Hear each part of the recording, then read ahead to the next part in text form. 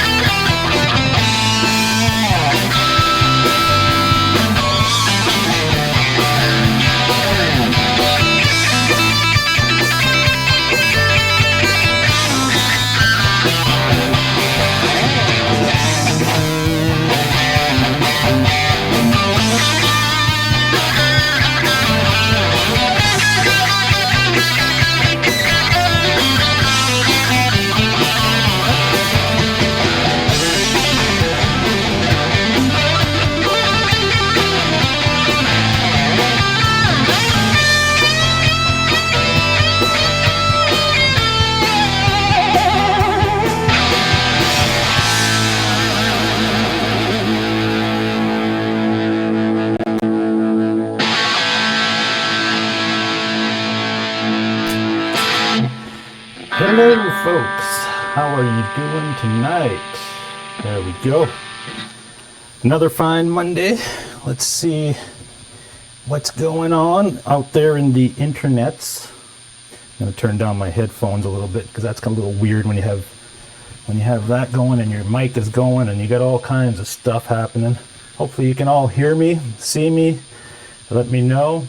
A little jam to begin the show. It's kind of become a little I guess our standard routine And yeah, so hopefully everybody's having a good Monday night. Yeah, right.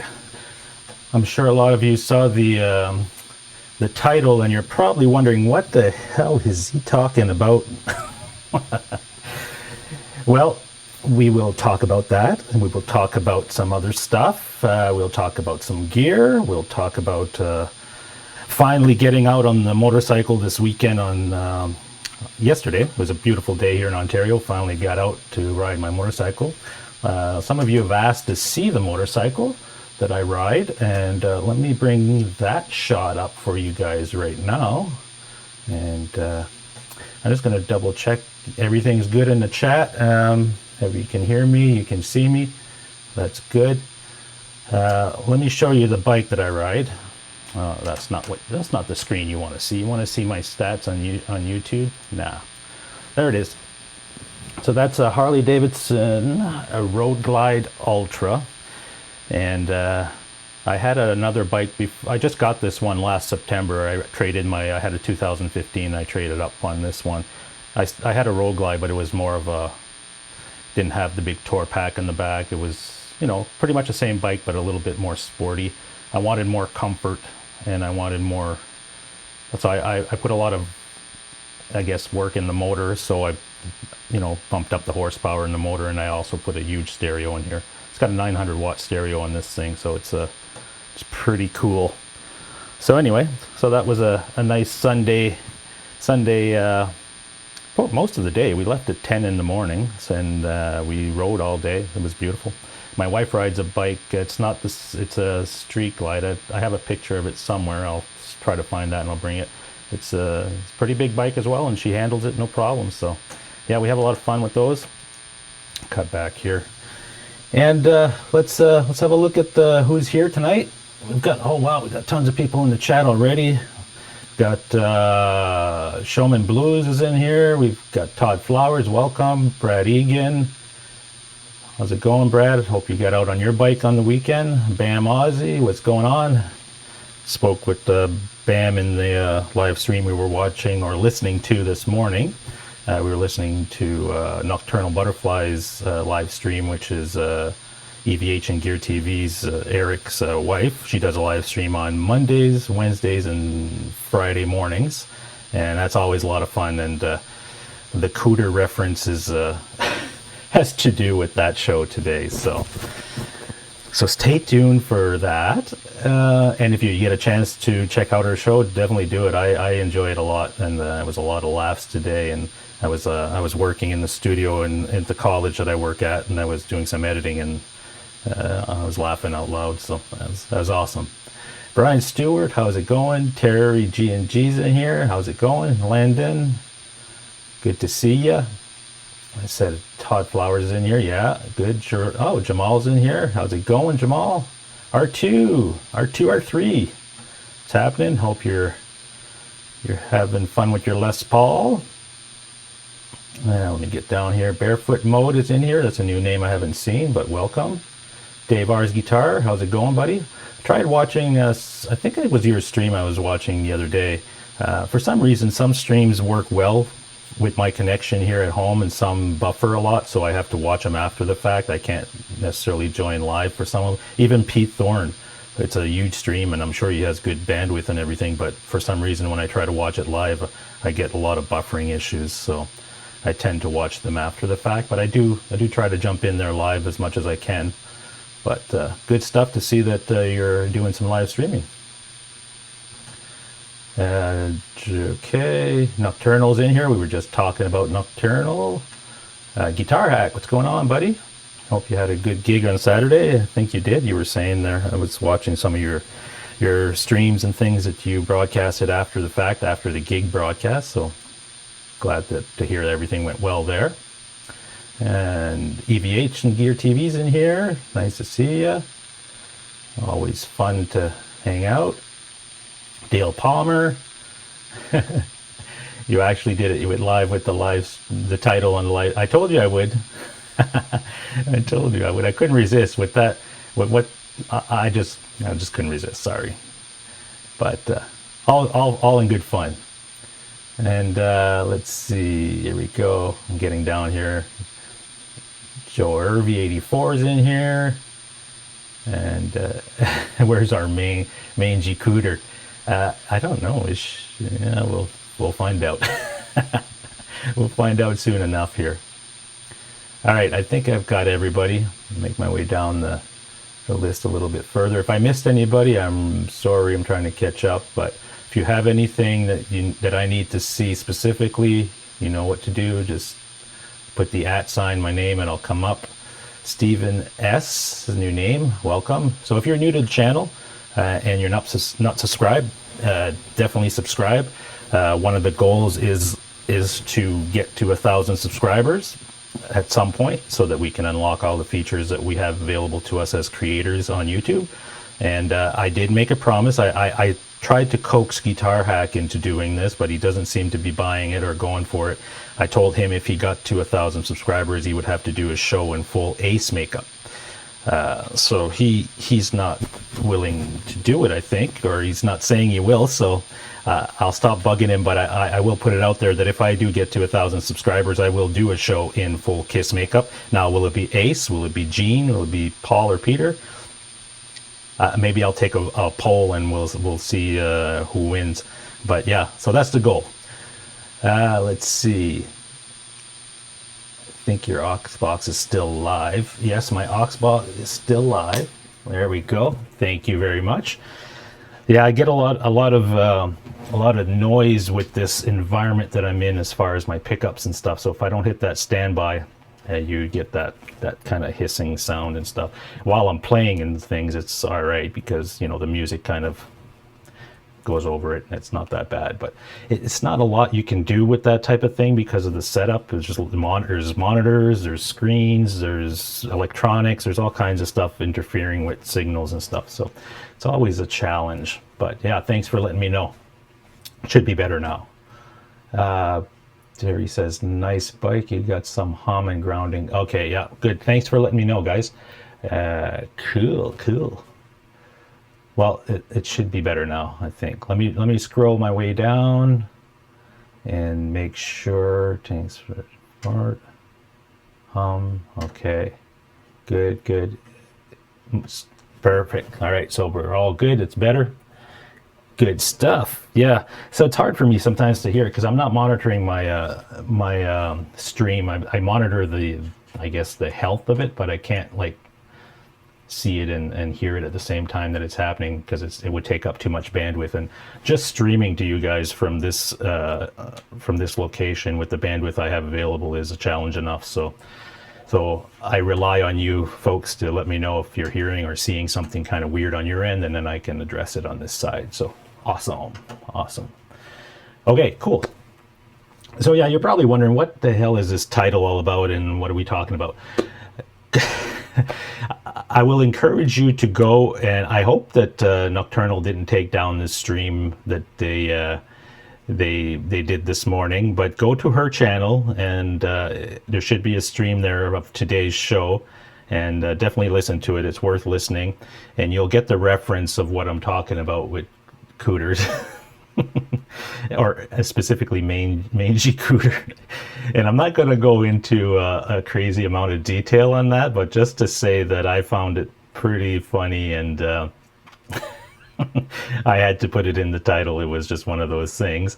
I don't know. I never used that name for the specific thing that we're talking about, but it struck me funny, so I figured, hey, let's put it in there, and I will encourage everybody on here to go and to Nocturnal's channel, subscribe to her if you're not subscribed, and listen to today's show. Hopefully she still has it on there. Sometimes she takes them off, but hopefully that's still there. So it's up. Good. Mangy Cooter is la famous. Yes, absolutely. That was a good show today. So the other thing in my title is some changes to my guitar setup and gear. Again, it's not really a big change. It was just more of a as you know, I got back into guitar just over a year and a half ago, and I've kind of been on a journey of putting the setup together and figuring out what guitars work best for my needs and how I gelled with them or vibed with them, and also setting up, things like my effects, my amps, this setup here for live streaming. So it's been an ongoing type of trying things, and some things work well, some things didn't. So at this point, my goal was to at least after a year or a year and a half to kind of have a solid base and know exactly what I want, and just focus on that stuff. So the gear changes that I'm talking about now are specifically going with the aux box, the Friedman amp, a couple of pedals, and even the pedals I've simplified it quite a bit. I've even taken out the drive pedal that's in there and using the drive from the amp. So I'm trying to simplify the system as much as possible and get it to a point where that's the sound that I like, and I don't, I can deviate a little bit here and there, but I want to focus on, I've got that tone, and that's how I feel comfortable playing, and I can get the response from the amp and the guitars that I play with that. With that said, I will be selling a few things, not a whole lot, but a few things. The Les Paul back there that you see, it's a tobacco burst, not the R9. The R9 is since getting the R9, that's ruined it for a lot of guitars now that I pick up. For some reason, it's just not the same, and it's hard. I tried the new Les Pauls this week and this weekend when I went to a couple of stores, and they had some there.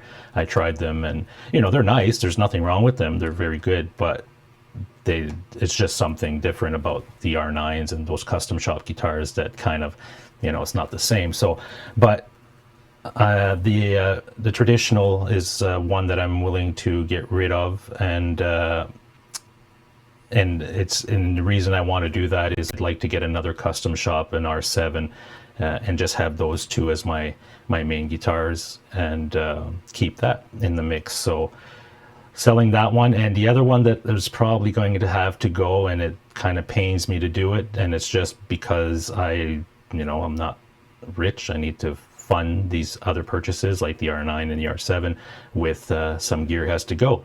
So the other one is the Friedman Telecaster with P90s. Yeah, that'll be a shock to some of you guys, because you know how much I love that guitar, and it's a great guitar. Everybody online that has them and stuff raves about them, and there's nothing wrong with them.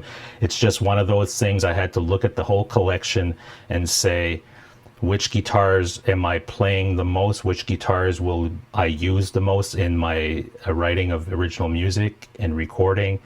And the Strat was one of them that I have to keep, the one that you guys saw me jamming with in the beginning of the stream. And the other one is the SG. I still really like that guitar a lot, so I want to keep that in the mix. And my Telecaster, the SMEER Telecaster, which is like a traditional Telecaster setup. So that's the plan, and we'll see what happens. The Helix, I'm still not sure yet. I'm going to probably, if I do sell it, I might sell it and get like a smaller unit, the Stomp, just to have some variety and some things, because since getting the Friedman amp and the aux, I've been kind of really using that more than anything. So I'm using the Helix a lot less, but it's a great tool to have in the studio. So I'm kind of on the fence on whether or not to sell it and maybe get something smaller like a Stomp and still have access to the stuff that I would use on a Helix anyway. So yeah, we'll see. I'm still debating that, but it's trying to get to a point where I can simplify the setup a bit. The other thing with having, and some of you guys have a lot more guitars than I do. Like, I don't know how you guys, maintain the amount of, like, just the maintenance on. I have six guitars and a bass, and trying to always changing strings, making sure the necks and the maintenance of everything. I'm trying to simplify that as much as possible so that I'm playing more and worrying less about all the gear and everything. So I am definitely going to get there at some point, and I'm well on my way. So if any of you are interested in one of those two guitars that we spoke about, the Friedman with the P90s or the traditional. The traditional is a 2018 Tobacco Burst traditional. The only thing I did change on it was the tuners that came with it. I put locking tuners on it. So send me a message and let me know, and I will definitely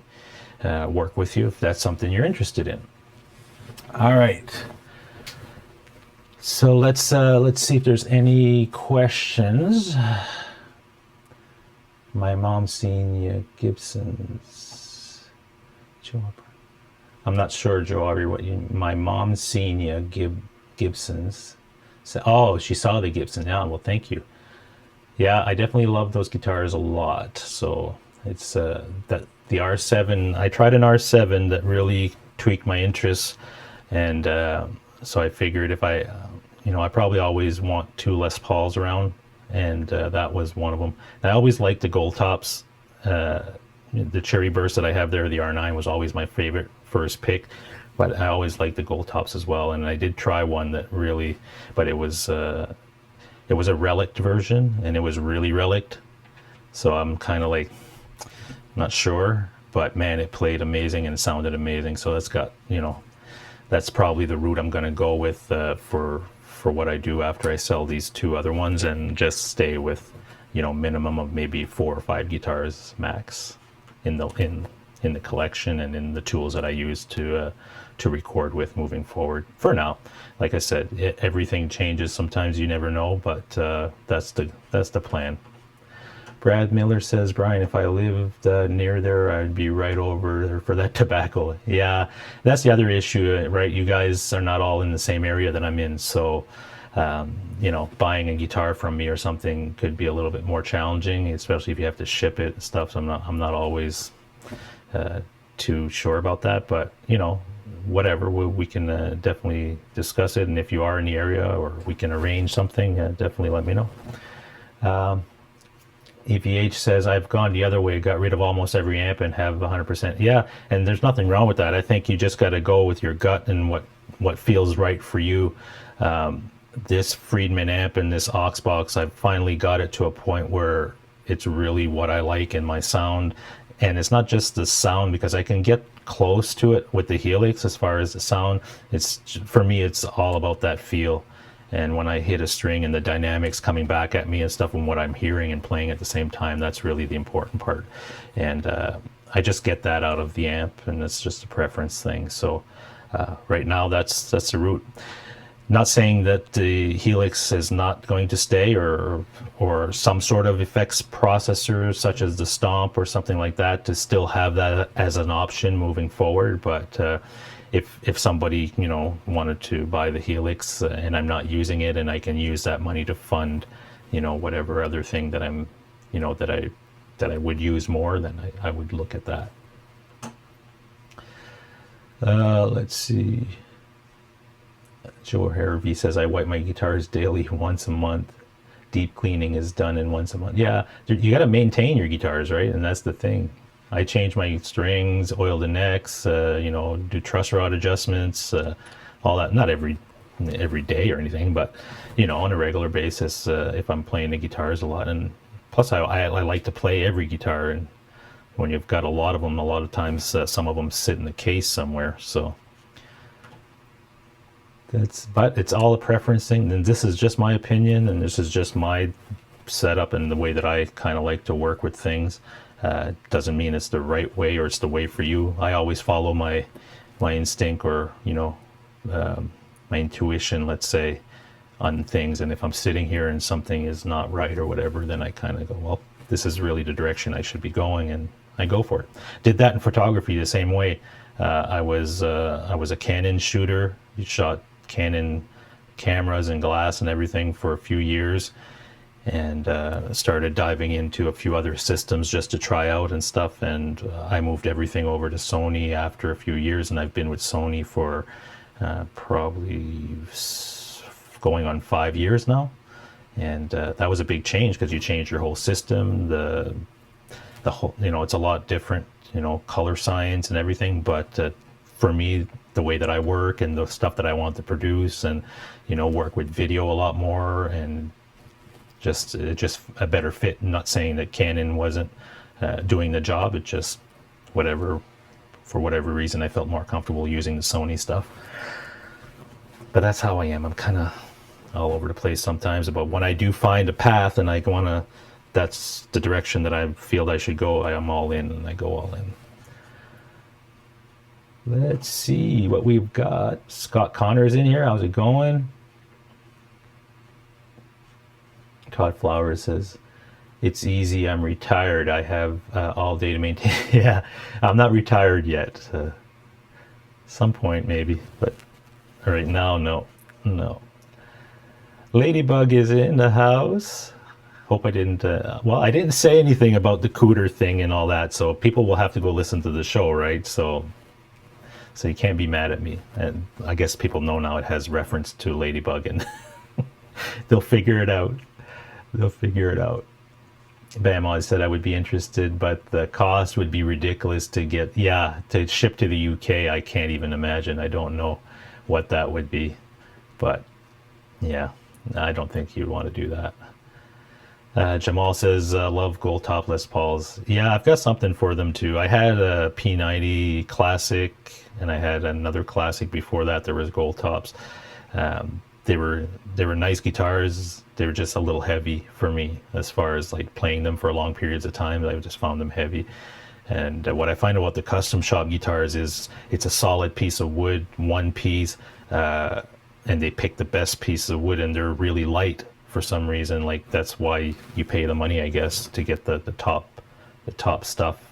And the R9 I have is lighter than any guitar I tried this week from Gibson, even the classics that are weight relieves.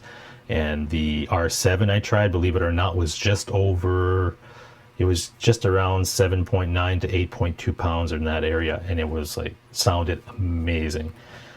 So they don't have to be heavy, it's just it's the wood they use, and they pick the best for the custom shops, right? R2 says, does the Friedman guitar have a thick 50s style neck? It's not as slim as a slim taper neck if you're asking about like the 60s Les Paul, but it's also not as thick as a 50s like my R9. It's kind of like in the middle of those two, I would say, if anything. And it's also, the back of the neck is completely sanded down. Let me show it to you.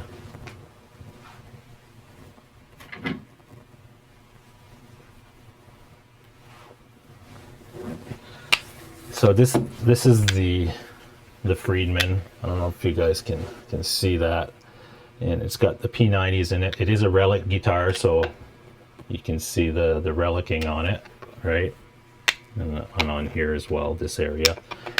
It's the neck. I don't know how well that's going to show up on video, but it's because of it is relic that there's no real coating on it, so it's super smooth. Like it's almost like there is a little bit of a coating, I guess, because of protect the wood, but it's almost down to the bare wood. So, and the neck profile, it's really hard to see that on video, but I don't know if you can see that. It's not as thin as a 60s Gibson neck, but it's not as thick as a 50s, so it's kind of in between. So hopefully that answers your question, R2.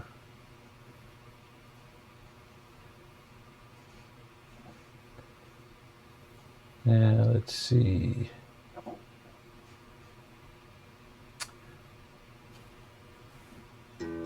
Jamal says, how do you use your Helix? Well, recently I've been only using the Helix when I needed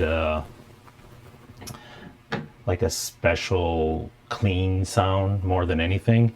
My distorted sounds and stuff, I still tend to like my Friedman amp for that, but the Helix does stuff like ambient sounds, more clean stuff.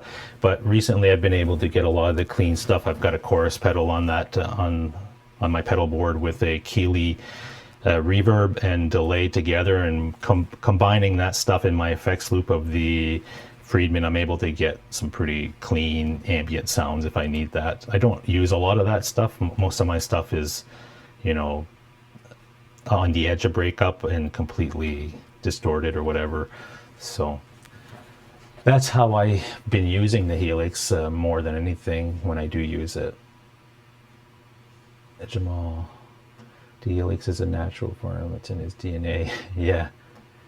That would be, yeah, I think EVH for you, that Helix is awesome. It works very well for you and you get along really well with it and you build some awesome patches and stuff and you seem to gel with it. So EVH says Nikon shooter here, as you know. Yes, I did see your Nikon, but indeed Sony is great, awesome for video. Yeah, Sony's come a long way and they're basically right now, they're the top dog in the mirrorless camera market. They've surpassed both Nikon and Canon, because Canon and Nikon waited way too long to get into the mirrorless full frame arena. They only got in it last year, and even the cameras they put out last year are not competing with what Sony has out there now. And Sony's still supposedly releasing a camera this summer, the new A7S III, and that's going to probably blow everything out of the water again. So they're just playing catch up. The big companies that thought that they were, you know, they're big, so they don't need to do anything and innovate, and watch Sony innovate all these years.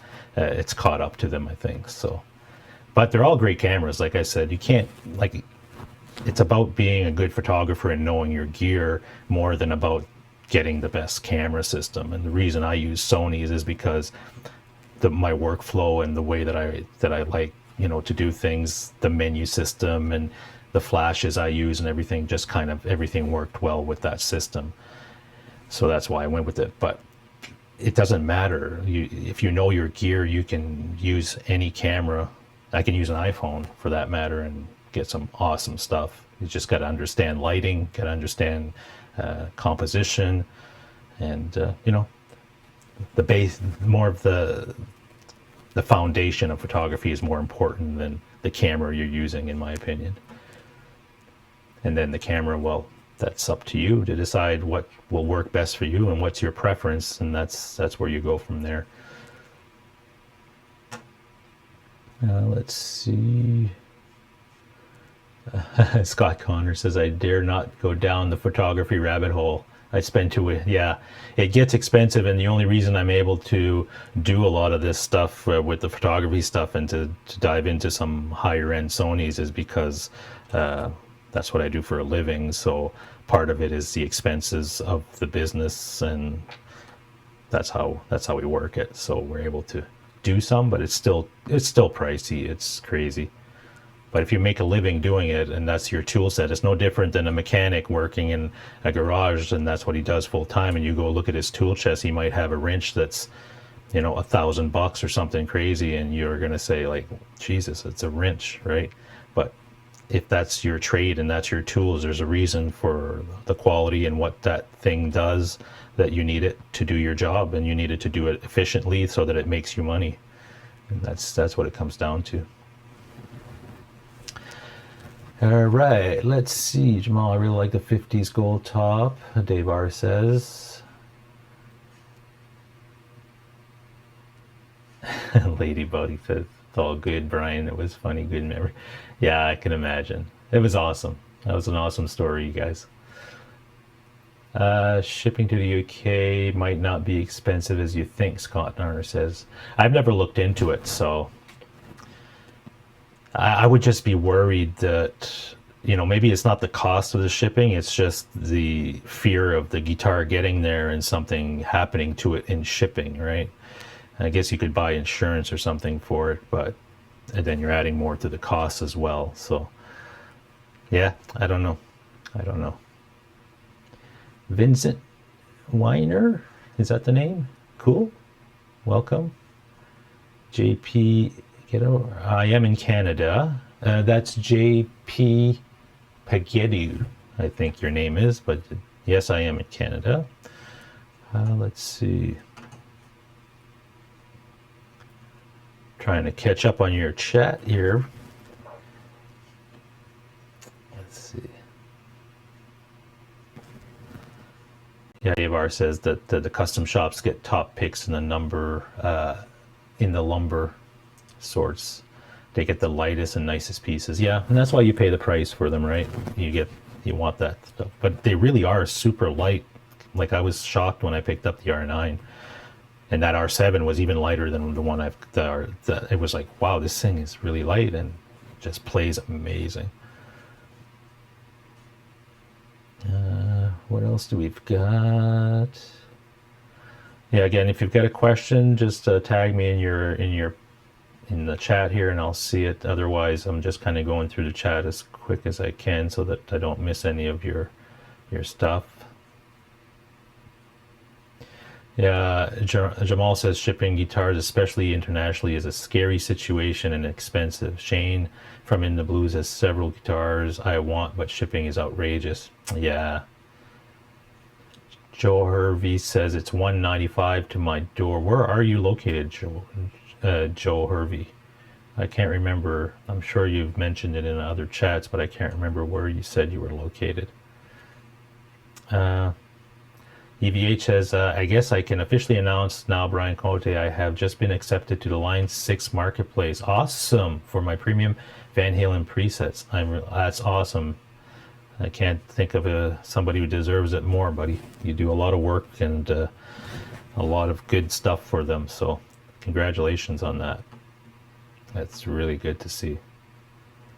And your patches are amazing, so definitely anybody who's running Helix or Helix products, Stomp maybe, check out some of Eric or EVH and Gear TV Network's work and his patches that he puts together, because he puts a lot of work into them and they sound amazing.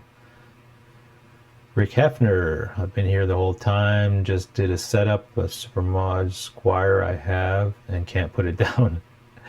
Good, just jam away. That's what I do when I watch a lot of live streams. I sit and, play guitar and listen to the stream at the same time. Go. All right, cool. EVH says, the day I started making money in photography was the day I stopped saying I sucked at it. 1 year later, I was shooting Van Halen. Awesome. Yeah. I haven't done a lot of concert photography. I've done some. I'd like to do more of it, but it's, trying to get getting access is always tricky. You've got to deal with the promotion companies and stuff. But I have done some of them. I've done more in the States, believe it or not, than I have in Canada, which is my hometown and stuff. I thought that I would be getting more opportunities, but they're pretty strict, and it's like they have a core group that they keep coming after for photographers. So, but in the States, I've gotten offers, especially in Vegas. For some reason, I've become well known with some of the resorts and stuff. So my name has been out there. So every time I get a chance to get out there, I can do some. I usually have an opportunity to do some shows. Last time I was there, I didn't, because I was there more for the conference than doing any work. So I didn't take advantage of it, and there was a couple of concerts going on there that I could have probably had access to, but I didn't even bring all my gear and stuff. I brought very minimal this time because I knew I was there just focusing on the conference. All right, so that's good. That's good. Guitar Hack is back. Yeah, in Guitar Hack, I did see your video when you mentioned you tried some Les Pauls. I did try them as well, and like you said, some of them played awesome, and then I try one that maybe was so-so or whatever. But again, coming from playing the R9 to anything else now that's just your standard issue Les Paul, there's still a difference to me now. For some, I don't know, that's a bad thing, but I didn't have any issues with the ones that I tried, other than I tried a 60s model that was, well, those necks are, now that I'm used to the 50s necks, I'm more comfortable with those. So I find the 60s a little bit, thin, or not even thin, just a different profile that I'm comfortable with now. So I did gel more with the 50s model. I didn't try the new classic or the new modern. I did want to try modern because I'm interested to find out how that feels, where the neck the heel, the joint or whatever, where the neck and the body meet, where they've carved that out. I'm interested to see how that would feel, because I've never really tried that on a Les Paul. But other than that, not a whole lot. And the stores that I went to didn't have a lot of selection. I guess it's still early, so. Let's see. And if I missed anybody in the chat, sorry guys. I'm just trying to see everybody's comments, questions, and everything. EVH says, I shipped a guitar to Arizona from Canada for about $135. Yeah, that's reasonable. And again, it's not really, I think the cost would be okay. It's more of the risk of the thing getting broken or something. So Mike as himself. That cool name. Great live stream, thank you. I've never tried a Kiesel, but again, I'm pretty traditional when it comes to guitars. I have and it's pretty traditional, like a lot of you guys are, which is, Les Paul, Telecaster, Stratocaster, and, an SG or something is really my go-to when it comes to guitars. And let's see. Cool, we've got a lot of people jumping in. How do you like your setup? String action, neck relief with string gauge. My setup action is pretty low.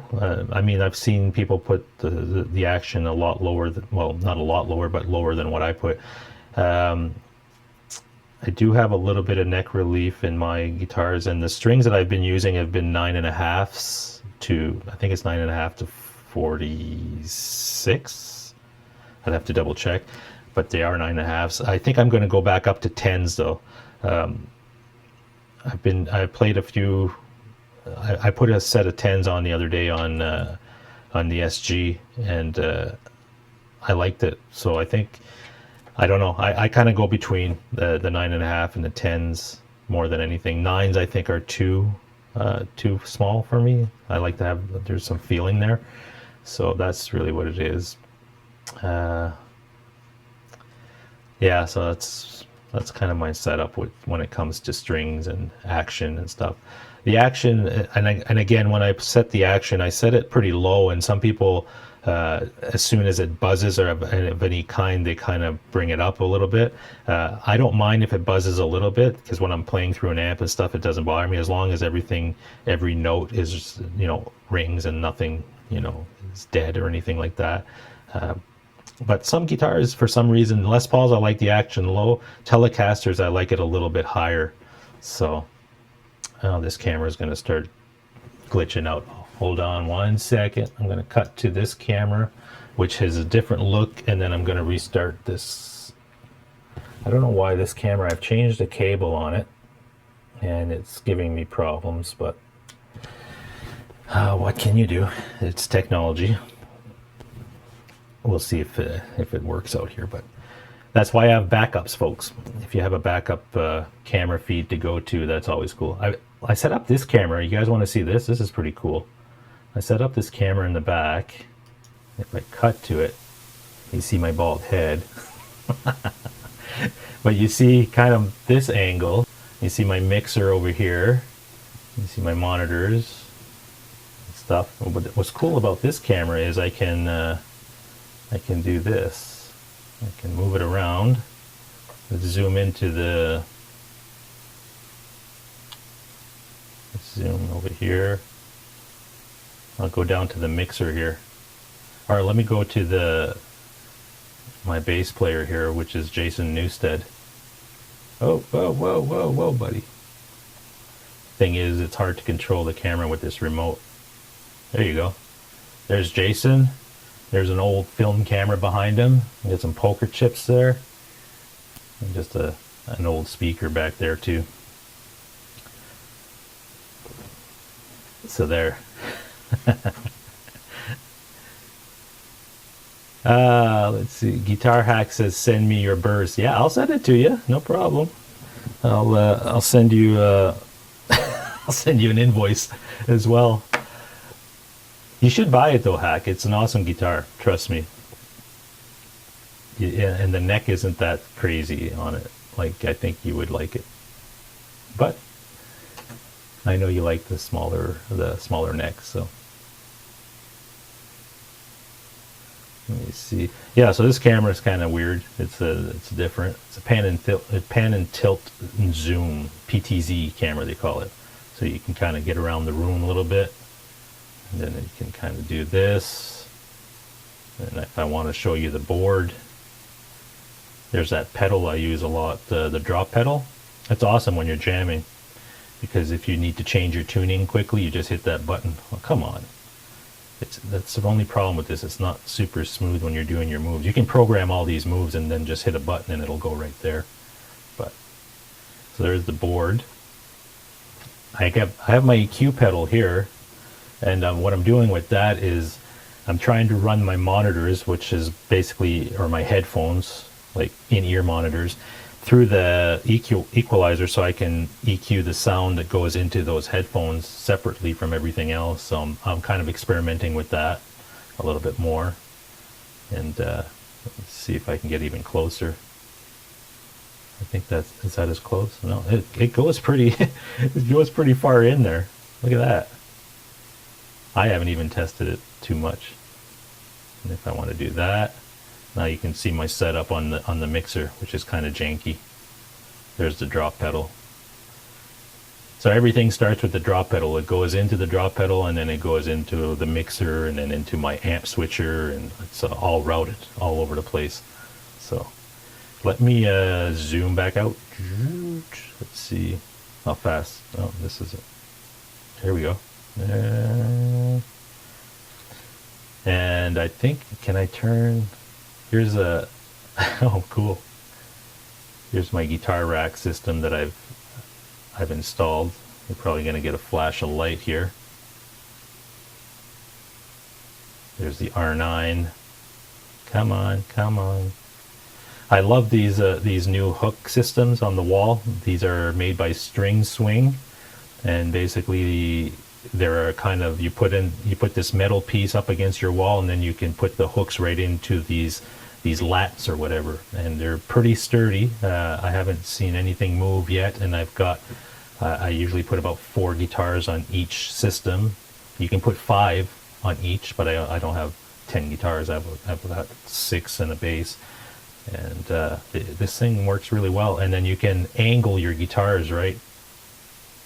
And that way you can, you know, if you had 5 guitars on one wall, you could just angle them a little bit so they all fit there, and it saves a lot of room. Definitely a lot of room when your studio can be saved when you do that. Oh great, this menu. I don't want the menu. There we go. And that's my room. Kind of give you an oversight of the room here. And there's some photography stuff that I put on the wall. And some room treatment. And there's nothing on this side. And there's my amp.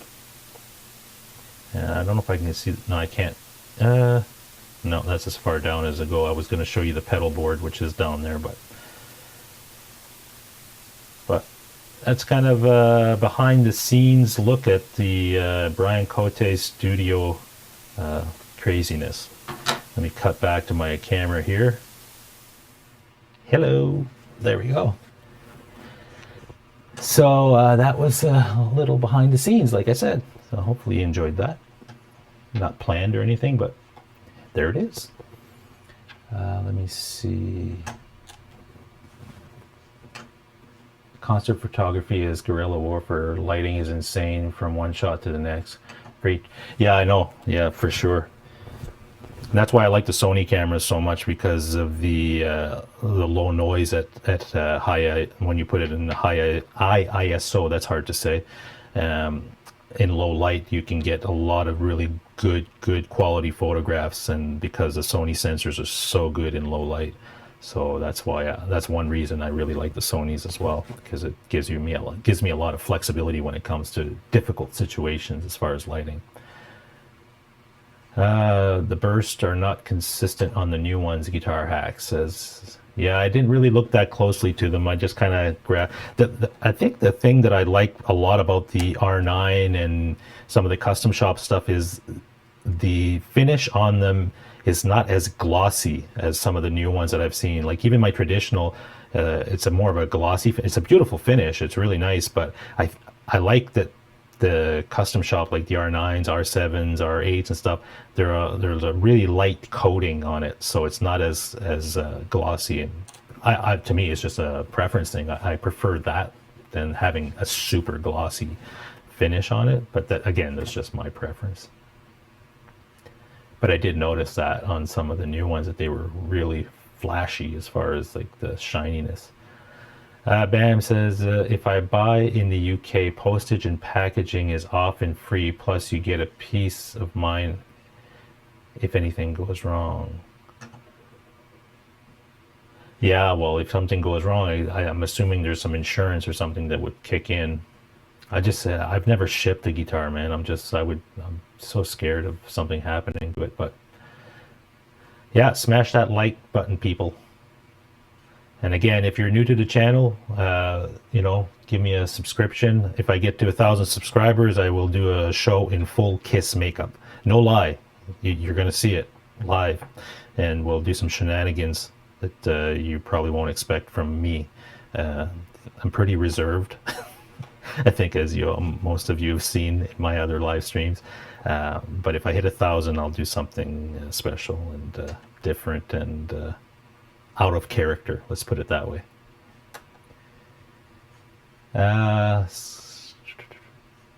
Hey Brian, you need to get more organized. I don't call it organized, I call it a little bit of controlled chaos in here. It's like, let's throw as much stuff as we can into the technology world and try to make it work. And with having a lot of stuff configured and different cameras and different angles and working with software and everything just adds more to the mix that can go wrong. So sometimes I put myself in a position, even at work, like at my regular job that I do a lot of live streaming for the college. I've set up a system there that is basically broadcast quality, like huge board, everything, like it's crazy. And sometimes I just, I kick myself saying, why don't I just use a capture card, computer, and Google Hangouts?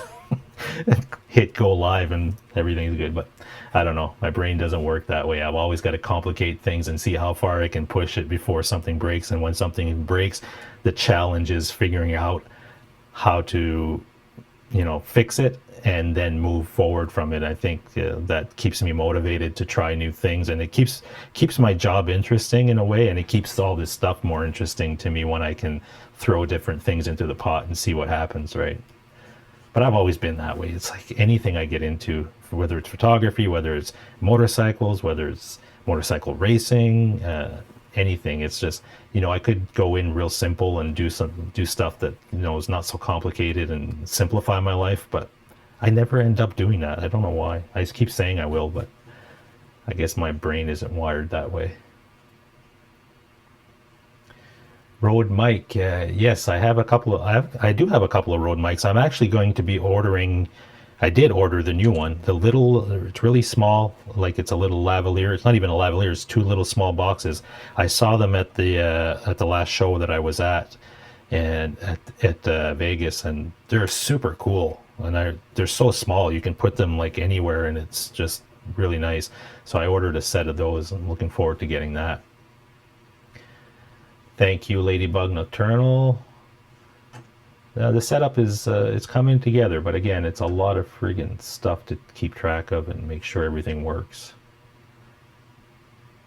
Cool. EVA, Scott Connor says the heat from those light would mess the shelf light of. Yeah, Quentin's ketchup. Yeah. Quentin's got better lighting now, I think, or he's got a better camera anyway. I don't know where he is tonight. He must be sleeping. EVH says maybe one day soon I'll have you and Carlos Staten on. Yeah, we should definitely do a show, Eric, and can talk music and photography. I'd be up to that anytime, man. Just I I know your schedule is super packed and you've got a lot of stuff going on. So whenever you feel you're good to go with that, let me know. And here goes this camera again. Let me switch to this one and let me shut this guy off and turn this off. Let's see what happens here. I'll turn that on again. Cool. Yeah, just let me know, Eric. Let's see. Dale Palmer says, you in Kiss Me makeup would be a sight to see. Yeah, it would. You know how to get me there. Start spreading the word. I think the better 1,000 subscriber goal is to dress up as a mangy cooter. Oh my God. Yeah.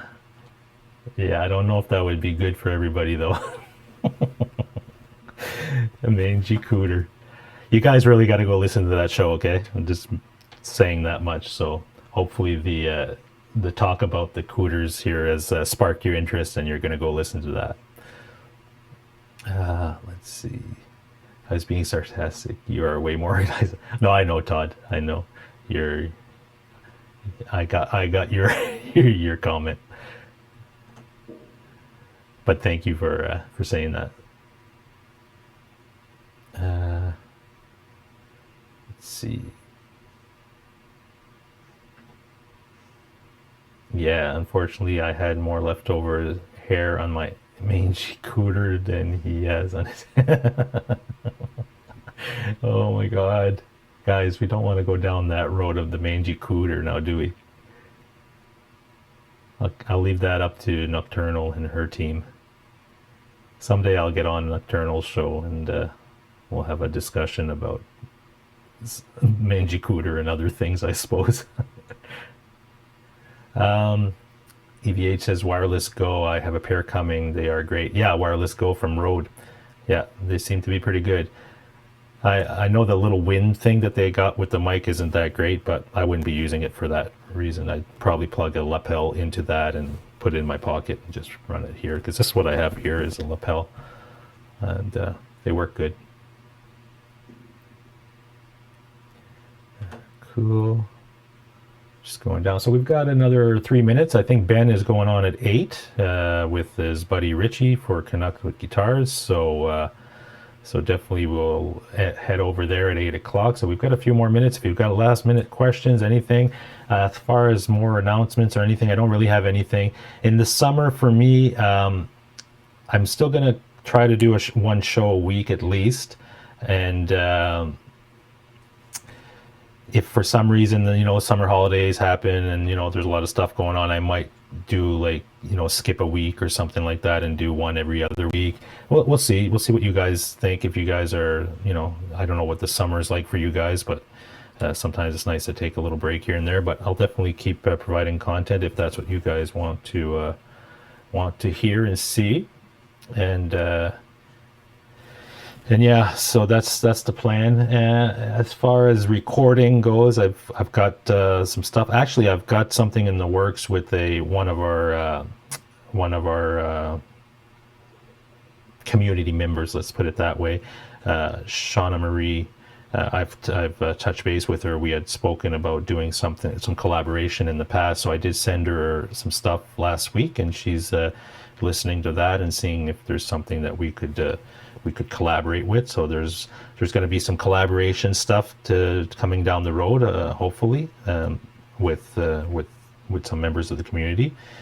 And as far as the other original stuff, I'm still working on the writing and recording. And now that my setup is pretty much where I need it to be, and I've got things kind of configured the way I want them, hopefully it'll be a more efficient workflow and I can get in here and do a lot more recording. And definitely looking forward to the nice weather that's starting to come around. That ride that I went on yesterday on the bike was much needed. Let me put it that way. For me, motorcycle riding is more than just riding a motorcycle. It's really where I guess I decompress and I can think, and it's almost like a therapy thing for me. And I've been riding motorcycles all my life, and it's always been that way. When I need to get out of my own headspace and really focus on something, or just kind of, let things go. Or funny enough that a lot of the songs even that I wrote when I was playing with SMEER and things, most of those ideas weren't I didn't come up with them sitting in a room here with a guitar per se. A lot of times I'm thinking of that stuff while I'm riding my motorcycle. It's just my head is a lot more clear. I'm just focused. I'm relaxed, and I think of things like goals and things that I want to do, and it's just a different experience. And I don't want to get into it's nothing like religious or anything like that. It's just the way I feel when I ride. So it's a lot more than just riding a motorcycle for me. So it's nice to get back out after a long, crazy winter, that's for sure. The winter for me is not fun because I'm not a winter guy. At some point in my life, I'd like to, be set up where I can either spend summer or winter months somewhere where it's warm and, have a motorcycle and ride during the winter months, and, during the summer come back and live in Canada or whatever. But that's down the road because I am not nowhere near retirement, but at some point. And the other thing is, you want to hope that your health and everything stays good, because we never know, right? That's why I live my life the way I do. I live it for today, and to the fullest, because I don't know tomorrow if I wake up, knock on wood that nothing happens, but we never know, right? So we've got to enjoy what we have, and for as long as we're able to do the stuff we love to do, we should be doing it. Guitar Hack has said that a few times, when saying as long as he can be out there gigging and playing music and stuff, he'll keep doing that, because we never know what can happen, right? I've lost some friends in the last 10 years that were in their 40s, and they didn't have a clue that anything was wrong, and all of a sudden it's, you've got this or some accident or something, and before you know it, it's done, right? So, not to end the show on a downer, I'm just saying, in perspective, live your lives to the fullest right now, and don't really worry about what people think and say. It's your life, you do what you want, and don't let people, bring you down for something that you believe in. So with that said, it's 8:02. I would invite you guys to all jump over to Ben's stream and check out EVH and Gear TV Network's channel as well. I'm sure he's got some cool shows coming up. And again, go check out that stream from today. Nocturnal Butterflies channel is really fun to listen to on Monday, Wednesdays, and Friday mornings, I believe. So definitely check that out. And if you want to know the KOOTERS story, there is a story involved with that, and it's definitely worth a listen. And listen to that at your leisure at some point. And for next week, it'll be again the Monday night show, unless something crazy happens and we have to reschedule. But so far, that's the plan. Monday night, 7 o'clock Eastern. And if I go live again this week for whatever reason, testing out some gear or doing some jamming or whatever it is, we will. You're more than welcome to jump in. And if you have any questions for me, if you're looking, if you have some questions regarding the guitars that I'm selling or whatever, definitely send me a message and I will get back to you promptly on that. And if there's anything that we can do, I'd rather see these guitars go to the community, knowing you guys, you appreciate this stuff, and you would really enjoy the gear. I'd rather see that than just some random, person that I don't know. So yeah, we can do that. Now let me show this. It goes up to Nocturnal Butterfly. Yes, definitely. All right, folks. Have a good night, and I wish you a good week. And yeah, rock on, folks, and stay safe and be good. All right. Peace. We will talk to you soon. Take care.